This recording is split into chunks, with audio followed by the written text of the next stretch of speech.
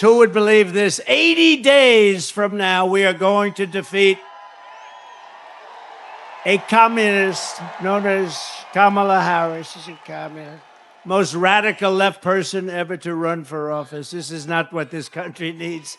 We've had enough of them. The stage was already tense before the first insult landed. The lights were sharp, the room was packed, and everyone watching could sense this would not stay polite for long. Donald Trump stood behind his podium with the confidence of a man who believed he could overpower the moment, while Kamala Harris stood across from him in a completely different posture, calm, still, focused, not waiting to shout, but waiting for the moment when the room would hear the difference between noise and leadership. At first, the exchange followed a familiar pattern. Trump pushed broad attacks, turning every answer toward himself and framing each topic as a test of dominance, while Harris responded with measured lines about responsibility, the country, and the office. So, President Trump, you've spent the last 2.5 years full-time trying to sow hate and division among us, and that is why we've got nothing done. You have used hate, intimidation, fear, and over 12,000 lies as a way to distract from your failed policies and your broken promises. The audience watched closely, expecting disagreement.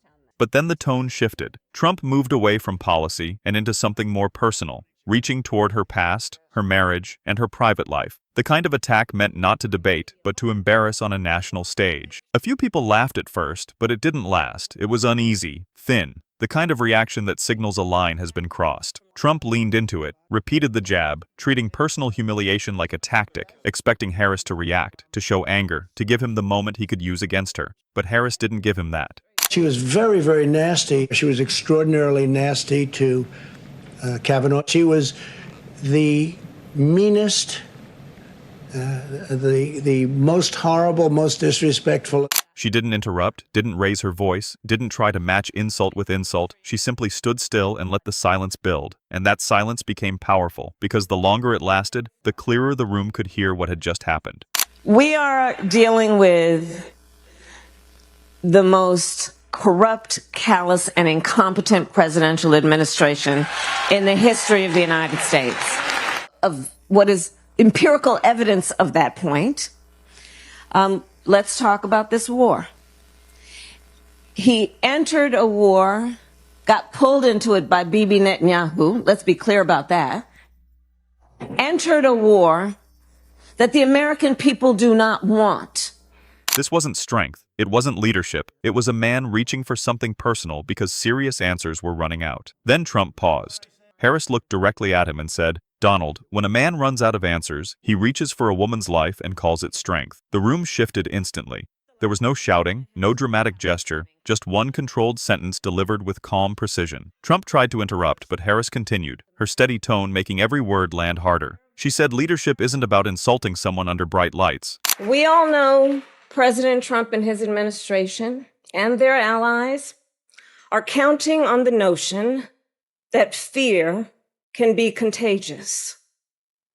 They are counting on the notion that if they make some people afraid, it will have a chilling effect on others.